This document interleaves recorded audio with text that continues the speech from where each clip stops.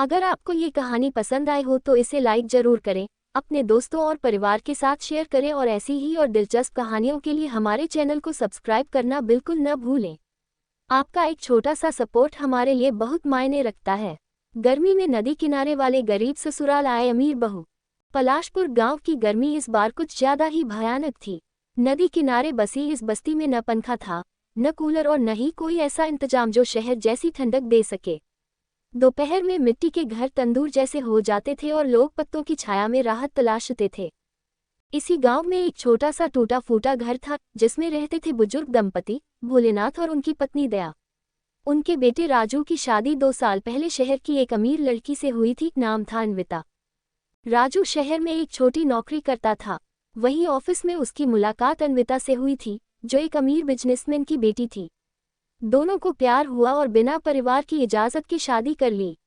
अन्विता के माता पिता ने रिश्ता तोड़ दिया और राजू के माता पिता ने भी थोड़े दिन गुस्सा जताया, लेकिन फिर बहू को अपनाने की कोशिश की। शादी के बाद अन्विता ने गांव कभी नहीं देखा था।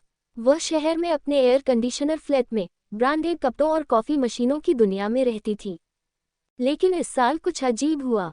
राजू, मैं इस बार गर्मी की छुट्टियों में तुम्हारे गांव चलना चाहती हूँ, अन्विता ने अचानक एक दिन कहा। राजू चौंक गया। गांव? वहां तो गर्मी बहुत होती है अन्विता।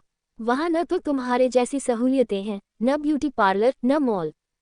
अन्विता मुस्कुरा दी। मैंने बहुत आराम देख लिया, अब असल जिंदगी देखना चाहती हूँ। और तुम्हारे माँ पापा को भी मिलना है दिल से। राजू की आंखों में चमक आ गई। उसने माँ को फोन कर दिया। माँ, इस बार मैं अन्विता को लेकर आ रहा हूँ गर्मी की छुट्टियों में। गांव में खलबली मच गई। अमीर बहू का गांव में स्वागत। गांव की औरतें फुसफुसाने लगी, अरे शहर की बहू आ रही है, वो तो बिस्लेरी पीती होगी, यहाँ तो हैंडपंप है। दया घबराई हुई थी, हमारे पास देने को क्या है उसे? ना धान का बिस्तर, न इस बड़ी, ना फ्रिज। लेकिन जब अन्विता गांव आई तो उसने सभी को चौंका दिया। वो सूती सलवार कमीज में सिंपल चप्पल पहनकर बिना मेकअप के उतरी। सबसे पहले जाकर दया के पैर छुए और बोली, मां जी, क्या मैं आपके साथ आंगन में झाड़ू लगाऊं? भोलेनाथ की आंखों में आंसू आ गए।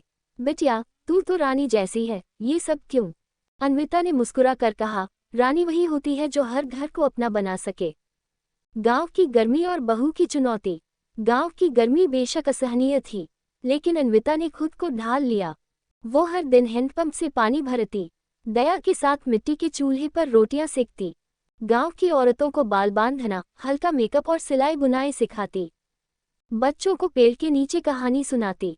एक दिन गांव की एक औरत ने ताना मार दिया, बहू जी, आपको ये सब करने की क्या जरूरत है?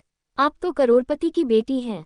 अन्विता ने मुस्कुरा कर कहा, मेरे पास सब कुछ था, पर अपनापन नहीं था।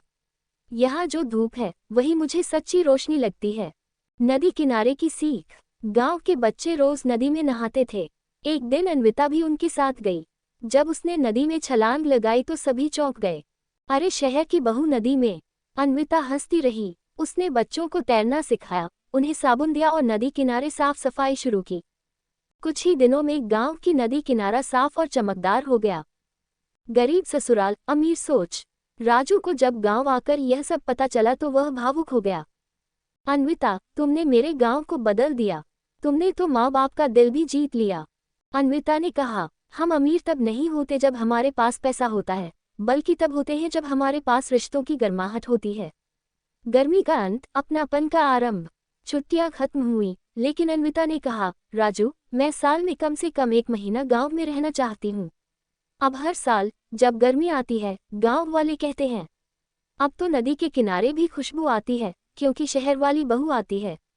सीख। शान और शौकत से बढ़कर होते हैं रिश्ते, और अगर मन साफ हो तो हर गरीबी भी अमीरी सी लगती है।